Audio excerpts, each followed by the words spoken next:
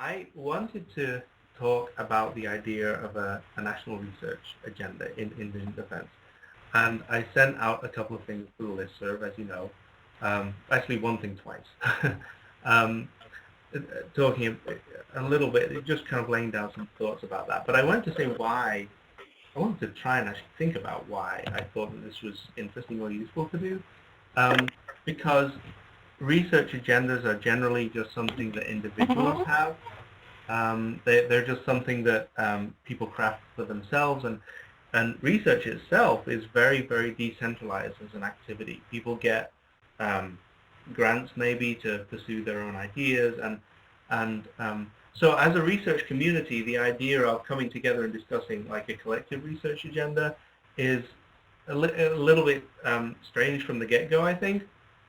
Um, I, uh, I see we have a whiteboard popping up. I'm not going to worry about that. That's great.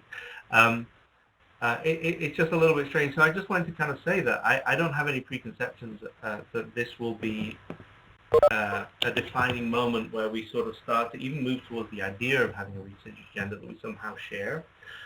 I don't want this to become some kind of prescription or anything like that, and I don't want people to think that that's necessarily where I'm going with it. Why I do think it's interesting to talk about a research agenda, though, is simply because I think that we do represent this previously unidentified community of people who do share an interest in Indian defense research. And as such, I think we're the only people who are really in a position to actually even want to take responsibility for this idea. We're the kind of people, and we're the kind of group who could come together and actually think about what should the research agenda look like in our area over the next few years. And so this is really the only, I think about this all the time because I have obligations to do research. And this is the only venue where I can come and talk about like what's most important, what's missing, what should we be doing next, stuff like that. And so I just wanted to take advantage of this group to actually do that. How are people doing with the sound? Can you still hear? Okay, good. I'm getting nods. I'm getting thumbs up. I'm going to go ahead and share my screen. Hopefully. Oh, there we go. Okay, so I made some slides. Yeah. So that's where I'm coming from. I thought we of all people might be interested in talking about this, and obviously this kind of completely decentralized approach to research does sometimes have the disadvantages that it's just kind of disorganized. And so if we can think for a moment about what should be our priorities, I just think it'll be useful, and it's certainly something that I think about personally. Another thing that I wanted to articulate, because I got some feedback from the document that I sent out, another thing that I realized wasn't clear in what I'm setting out to do here is actually what I mean by indigent defense research. I haven't actually thought about this very much, but it turns out that, like, nobody's defined what indigent defense research is as a field, and I'm not going to seek to do so right now either. But it turns out that members of IDRA are doing all kinds of different research, and some of that isn't about indigent defense. Some people are studying things like policing decision-making. Some people are studying things like judicial discretion around sentencing and things like that. And it's not. And these people are in IDRA. They're interested in indigent defense. Often they are themselves public defenders who are doing that work. And so, again, in no way am I saying that that's. I don't want this to be taken in any way as to say that this is IDRA work and then this is not IDRA work. IDRA is just the group, right? And the work that IDRA does is the work that the group does, and the work that the group does is the work that the group members do. So anything that any IDRA member doing is like appropriately considered part of the scope of what IDRA covers. What I was trying to do here, though, was something a little bit more narrow. I was interested in talking about research on indigent defense services themselves. So yes, lots of us have an interest in looking at police and seeing about the decisions that they're making and stuff like that. And that is directly relevant, and as IDRA, we can do that. But I was thinking narrowly. I was thinking about the idea of what research should we be doing about indigent defense systems. And by the way, I know that indigent defense is a problematic term. and I'm not taking responsibility for properly like using a more thoughtful term. It's so I apologize for that. But by indigent defense, obviously what I mean is all legal services provided to people who are at public expense, who are deemed, usually financially eligible um, to receive those services. So it's not public defenders only; it's also other systems as well. So you understand that, but I also know that the word indigent is problematic. So with those things stipulated, like it's a research agenda, this is kind of a weird exercise, but I wanted to do it. It's a research agenda about indigent defense services themselves. What are we interested in there as a subpart of all the other things that we may be interested in? So first, I'm just going to do this is structured with just a couple of sections. There's a background section at the beginning where I'm essentially just going to talk about where I'm coming from in terms of my thinking about the agenda itself. And then there's the agenda section. So once we get past these 3 points, we'll be on to that point and we'll be nearly at the end. So it's not going to take very long. This background section this is not intended to be a confessional kind of a session. I'm not telling you about things about myself in order that I can kind of be disclosing important things about my personality or something like that. But I do realize that my thinking about a research agenda and my coming to this idea of this particular research agenda is actually influenced by where I come from and what I do. And the only kind of remedy I know for any possible bias that might be creeping in that I can't really understand or know about myself or disclose properly is just to tell you about where I'm coming from. So take this for what it's worth, right? First of all, when thinking about, one of the reasons I think about research agendas in indigent defense is because I actually have the day job that I have. So the day job that I have is I work as a researcher for Indigent Legal Services in New York. There's a couple of things going on with that right now which make thinking about a research agenda really important. First of all, the statutory mandate of Indigent Legal Services, the office in New York, we're an oversight office. We collect data on public defense around the state.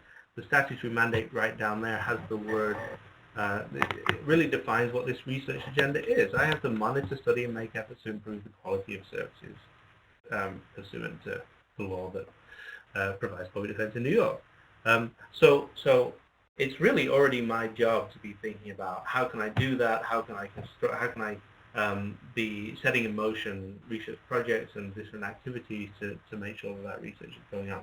And the other thing that's happening in New York right now is that we just had this budget passed, actually last April, so it's not like it was yesterday, where the promise is that the expectation is that New York State across the next 5 years is going to inject a massive amount of money into public defense, really a transformative amount of money.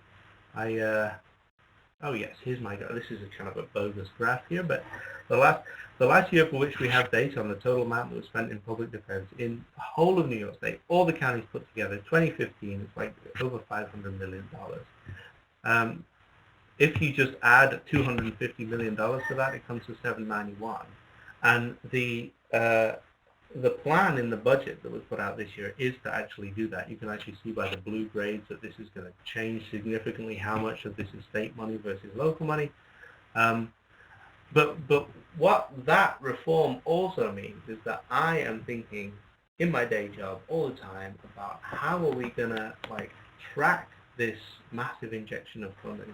What research, not only opportunities, but what research obligations does that really impose on us as an agency to be thinking about trying to understand what kind of a difference this money is making, trying to and what, so and then what do we mean by difference? What kind of differences are we looking to produce and stuff like that. So I just want to tell you that because I'm confronted with that problem, and so when I think about a research agenda, that's the problem that I'm trying to solve. That's one of the problems I'm trying to solve.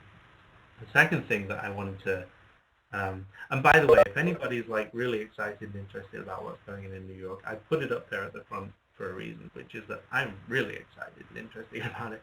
This is like a huge injection of funding. It's historically very rare to see this kind of thing, and so it's exciting to be in on the ground level. So we can talk about that if you just want to talk about it. The second thing that's going on in the background in my mind is that there's been a lot of discussions about quality in defense in the United States, really going back a long time, but only in the last few years with work that Mari is doing partly, and other work by the International Legal Foundation, and even some work that I've done. There's this question about there's this conceptual framework about turning questions about the quality of public defense into actionable research. So the quality of defense is something everybody seems to want to improve, but then what that raises is lots and lots of definitional problems and questions that people have tried to solve. So there's all these reports going around, one by Hydra right there, one by NLADA, one by ILAB. There's some academic literature as well, which is really trying to grapple with this issue. And I guess what I want to say is I find the discussion about quality really compelling, and for a specific reason, which is that I think that the idea of quality public defense services, if we don't define the word quality at all, even not going any further than simply saying we would like to research quality public defense services, it's a very attractive framework, I think. In principle, the idea that we could do research into quality and then show that our defense services were of a particular quality, and then do research to show how to improve that quality. Of all the frameworks that we could approach this with, I find that to be a really compelling one, because I think that talking about quality of service it's something that everybody can get on board with at some level. And this is setting aside the question of what we mean about quality. What I'm really saying is, if we can claim that we are researching quality, if we can claim the idea of quality in defense and in our research, I think that would be just a really powerful thing to be able to speak about authoritatively. So when I think about what the national research agenda for public defense would be in my ideal fairyland, I think a lot about quality. I think that the research agenda should center around this idea of identifying what quality is, finding the things that produce it, and saying why it's important. I have yet to find like a kind of a value or a framework which advances me much beyond that. It seems a really good umbrella concept. It seems like a really potentially powerful concept in the context of a policy discussion about what we should be doing to make services better. So I really like quality, and for that reason, that's all of my thoughts about national research agendas emerge from there. And then the very last thing I want to say, have I lost control? Oh no, there it is. So this is the very last thing I want to say, and this maybe is a little bit more confessional. I have occasionally, very rarely, but occasionally been confronted with people who think that there is no need to do research in Indian defense at all. And I'm not talking about people in our community. Mostly, clearly people on this call think that doing research in Indian defense is important. And there are people in the defense community itself that don't see a lot of value in research. But I'm not talking about those. I'm really talking about people who are hostile to the very idea of Indian defense research, because they see it as maybe like in competition with something that they value, or because they see it as Indian defense is just like something that they can't see any virtue in just wanting to improve at all. And I have these quotations that appeared on the screen refer to a couple of actual kind of anecdotes where this has happened to me. I was in a meeting. It was a very unpleasant meeting where grant funding was being given out to projects across the whole criminal justice system. So the policing researchers, correctional researchers, courts researchers, and criminologists, and a token public defense researcher too. And when pitching the idea of public defense research in that specific room, when there was a limited pot of money and everybody else wanted a piece of it too, I was really confronted with the need to advocate for the idea of research in our field and for a kind of a piece of the pie. And unfortunately, I totally failed. We didn't get anything coming out of that meeting. And I was also confronted with policing researchers who were like, well, I said we wanted to do research on early intervention by counsel, which is like a big thing that we've been doing a lot of. And they just said, well, what are you going to find in that research? All of that research is designed to do is to show that when you have more defense attorneys, when you spend more on defense attorneys, the case outcomes change, and you get more of what you want. You get more people out on the street, and you get more and that kind of thing. Why would we fund that? All of the only direction that all of your hypotheses tend towards the benefit of defense. Whatever your findings are, it's just going to improve your advocacy position, and it was offensive in a lot of ways.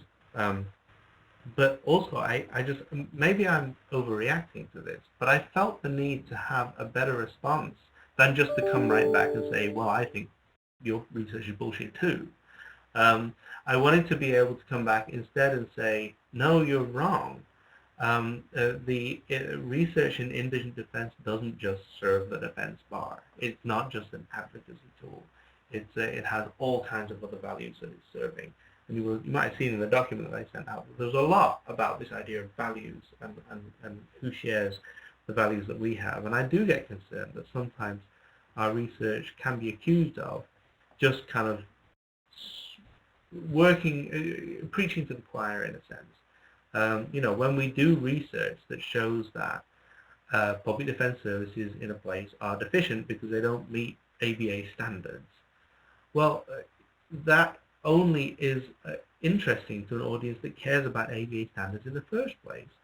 And so simply going to a place and saying, oh, it doesn't meet standards, or even going to a place and saying, even in a position when you're saying we're really helping our clients, there are these, this was the other anecdote where the immediate question was, well, what about public safety? You're liberating all these people.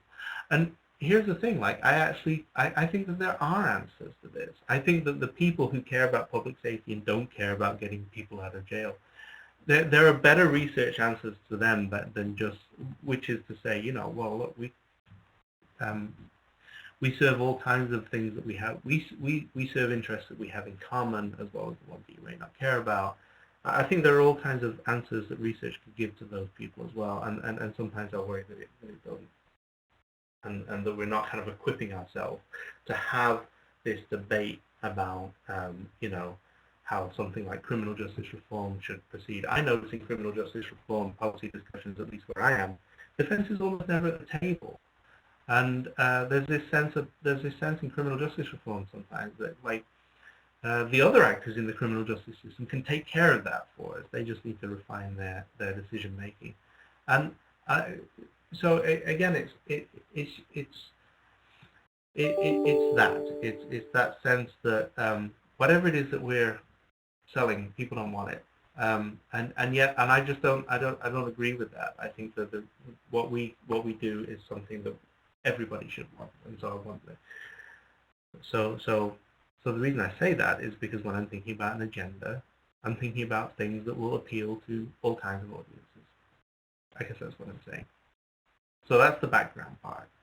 And I've already taken up a lot of your time, so I'm going to just skip on ahead. We don't need to look at this. This is all from my ASC presentation. Things that people like about defense. There's a public opinion survey over here that says that people like about the defense, like defense because it, ensures the equity of the criminal justice system. There's some stuff in research over here. There's some stuff in defenders down there about why they do what they do. But we may as well just move ahead to this kind of framework, which is what I sent out.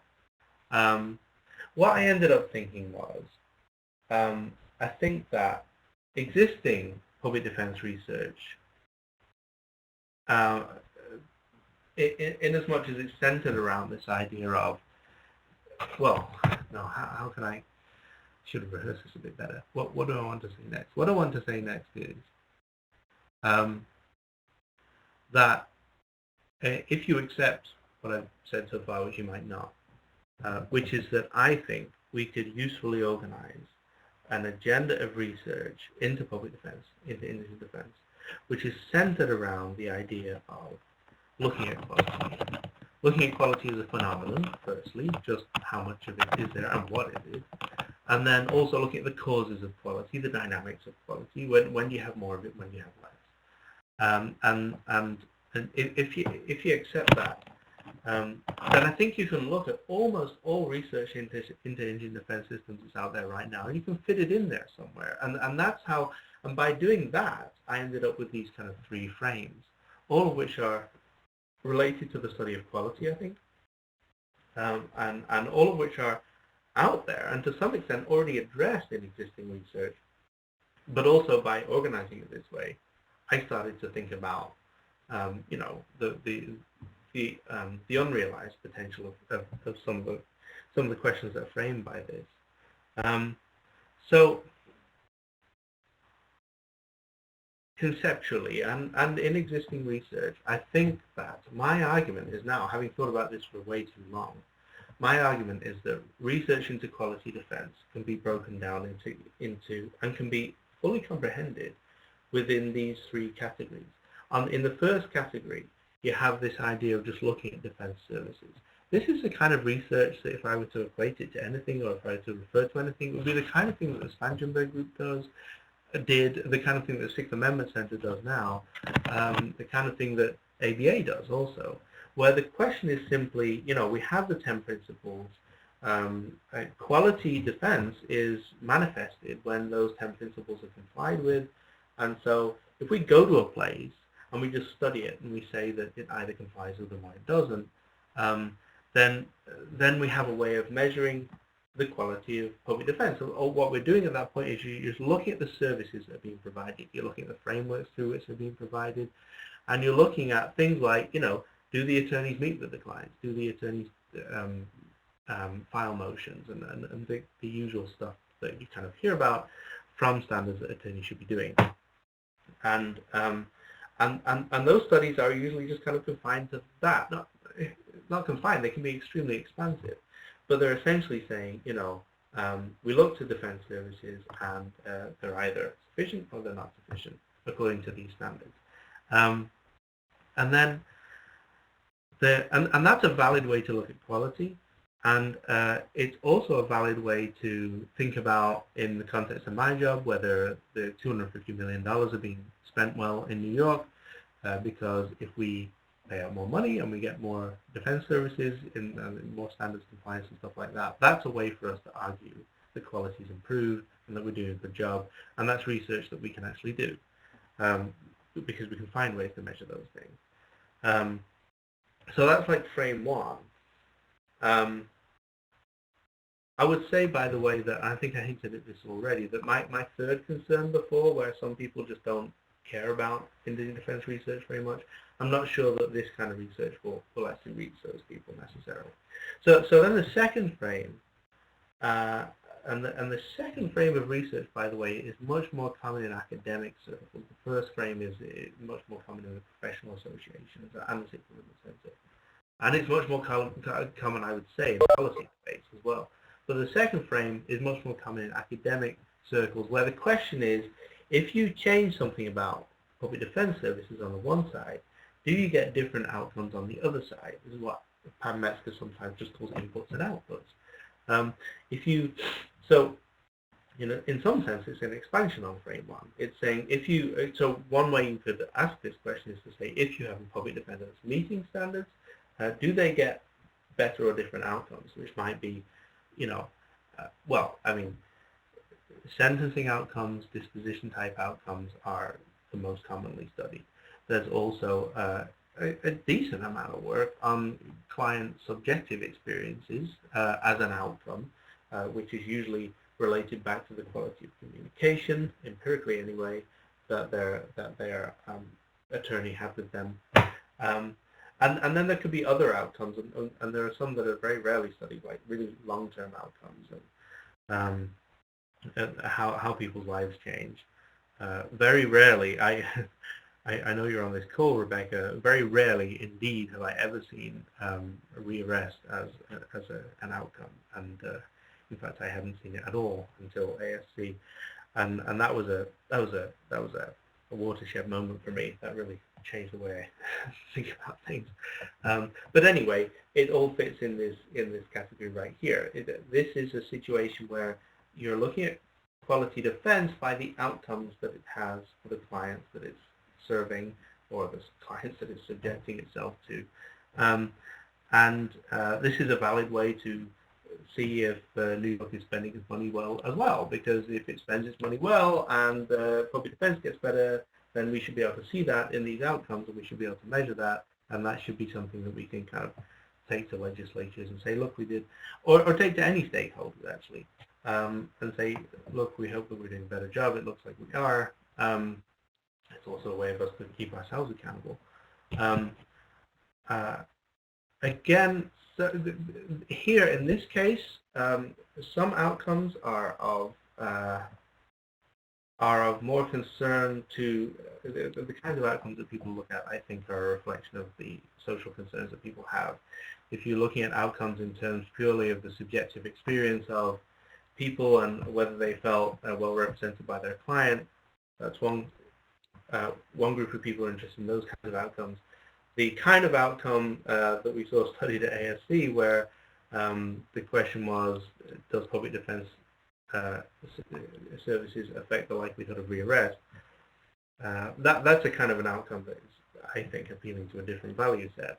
So you could look at lots of different outcomes, and you could speak to lots of different audiences. And I think that the reason I'm saying that is that those people who I had these terrible experiences with, who said, I don't care about your research and why should I, there might be ways to show the value of defense by looking at different kinds of outcomes, a more expansive list of outcomes. And then the third and final frame that I thought I identified in existing research and in this discussion about quality is this idea of system impact. This one is the least well defined, but here's where it really comes from for me. When you ask public defenders, why do you do this work, and the very loaded question, why do you represent those people, which there's a whole book about, I just learned. I didn't know this, but there is a book of responses to that question written by defense attorneys. One of the things that is kind of, that question is loaded precisely because it talks about defense attorney clients as bad people. Why do you defend those people? Why do you defend guilty people? What is the justification for giving somebody who's bad anything good? Is what that question is. So it's a slightly different question to why do you do the work that you do? It's putting this moral spin on it. And when defense attorneys are asked that question, they often they don't say, I just love to do great work for my clients. Actually, some of them do. That's not true. But what they often also say is things that have to do with the integrity of the system. What people often say in response to that question is, it's very important to have defense in the courtroom because it gives balance to the system. It ensures that the prosecutor's case is challenged. It ensures that people who may be innocent will have the evidence properly reviewed and brought to light.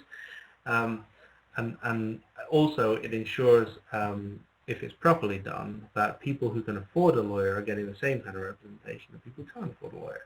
So there's a lot of, what I see in that discussion is a lot of appeal, not just to getting people better outcomes, which is frame 2, and not just to meeting standards, which is frame 1, but there's a separate appeal, I think, to the idea of actually being a component of a highly functioning, properly accountable criminal justice system. And I think that we do make that argument quite a lot.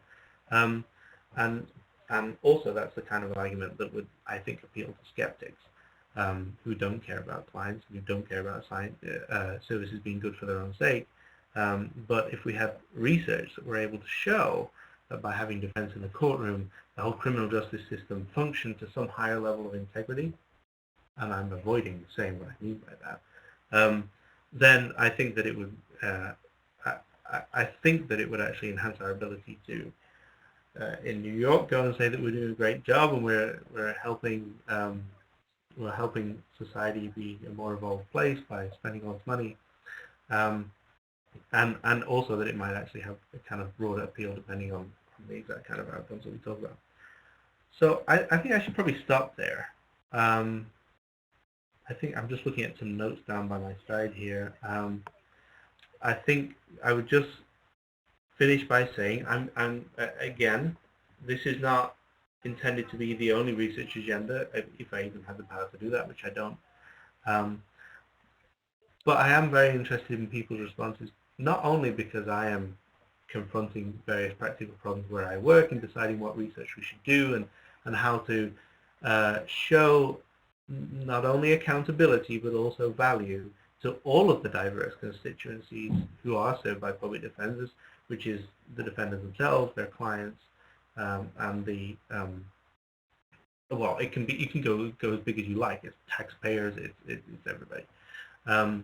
So how can we use research to kind of really articulate what it is that we're doing and not have people think that it's just pointless. So that's that. Oh, and that's really that. This is a summary of everything. I forgot this last slide. This is actually what's going in New York. On the right here, attorney services, case and client outcome, system impacts. These are the things that I'm thinking that we'll look at. As on the left here, the $250 million is spent on caseload reduction, quality initiatives, and counsel first appearance. So that's just that's probably not so important, but it just puts it all in one place. So hopefully, I want to see if everybody is. I'm going to stop sharing, and I can still see a lot of you, and hopefully you haven't gone to sleep or gone away, although I don't blame you. And if anybody wants to, I think if you unmute yourself, we should just be able to have a conversation.